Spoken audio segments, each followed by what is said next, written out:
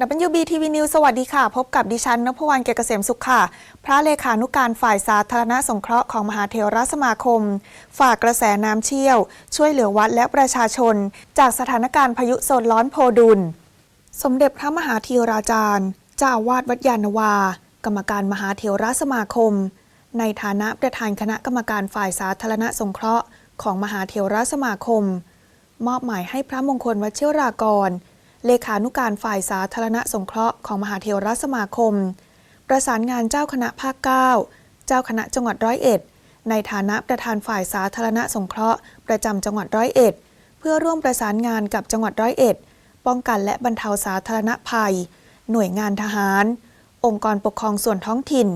นายกเทศมนตรีเทศบาลตำบลวังหลวงและหน่วยงานที่เกี่ยวข้อง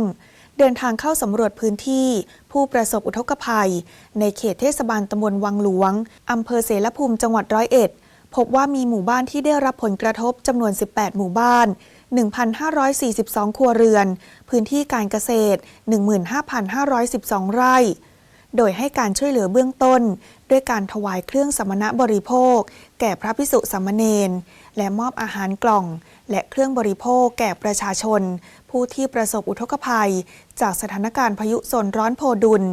และมรสุมตะวันตกเฉียงใต้พัดปกคลุมเป็นเหตุทำให้เกิดน้ำท่วมฉับพลัน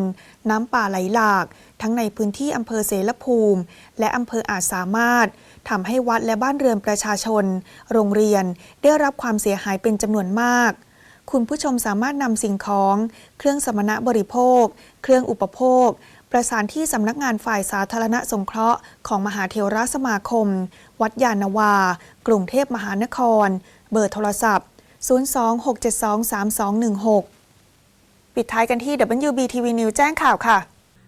WBTV โลกพระพุทธศาสนาช่องทางการรับชม GMMZ กดช่อง 175 PSI กดช่อง 239 IPM กดช่อง 95 InfoSat กดช่อง 189 ไทยแซดกดช่อง 189 ไอเดียแซดกดช่อง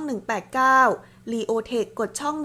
189 ติดต่อสอบถามเพิ่มเติมได้ที่เบอร์โทรศัพท์ 026757134 ขอบคุณสำหรับการติดตามรับชมค่ะ